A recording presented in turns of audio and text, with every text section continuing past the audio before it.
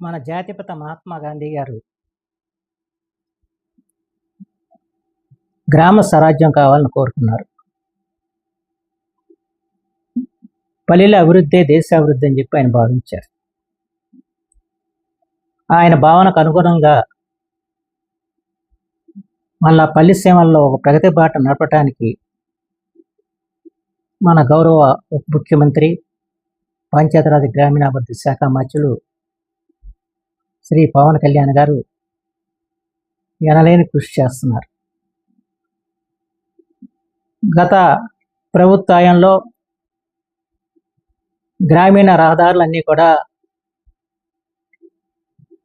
పూర్తిగా విధ్వంసమైన పరిస్థితి.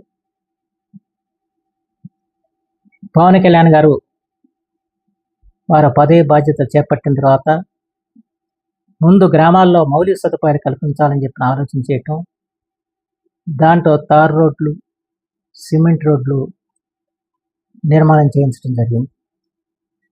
అలాగే ఈ రోజున శాసకీయ నిధులు మన నియోజకవర్గానికి దాదాపు 14,57,00,000 ఇచ్చారు.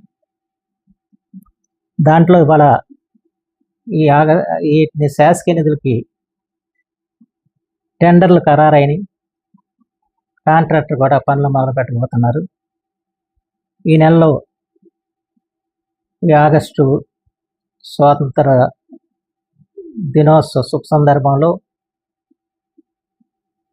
ఈ నెలలో అన్ని కార్యక్రమాలు కూడా శంకుస్థాపన చేసి ప్రారంభించడం జరుగుతుంది. దీంట్లో నాగాలంక మండలంలో నాగాలంక సొల్లగంది ఆర్ఎండ్బి రోడ్ నుంచి బర్రంకులకి 2,50,00,000 రూపాయలతో, అలాగే కోడూరు మండలంలో వేణుగోపాలపురానికి 2,48,00,000తో, అలాగే నర్సింపురం అంటే విశ్వనాథపల్లి వయా నర్సింపురం రోడ్డుకి దాదాపు 3,80,00,000 రూపాయలతో, అలాగే నాగాలంక మండలంలో సంగమేశ్వరం నుంచి పాతొప్పాలికి 90 లక్షలతో, అలాగే ఘంటసాల మండలంలో మల్లంపల్లి అంటే కాద నుంచి ఘంటసాల వయ్యా మల్లంపల్లికి 2,79,00,000తో, అలాగే గోగినేనిపాలెంకి కొడాలి శ్రీకాకుళం రోడ్డు నుంచి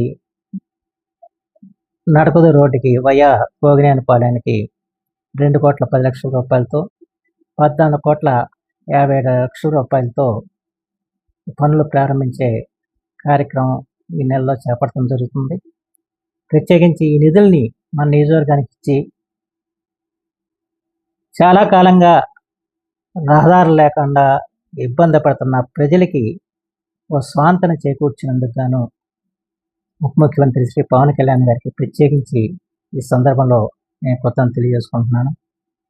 ఇది ఒక మహోన్నతమైన కార్యక్రమం. ఎందుకంటే ఏ గ్రామీణ అభివృద్ధి చెందాలంటే ఆ గ్రామానికి మౌలిక సదుపాయాలు చాలా అవసరమైన విషయం.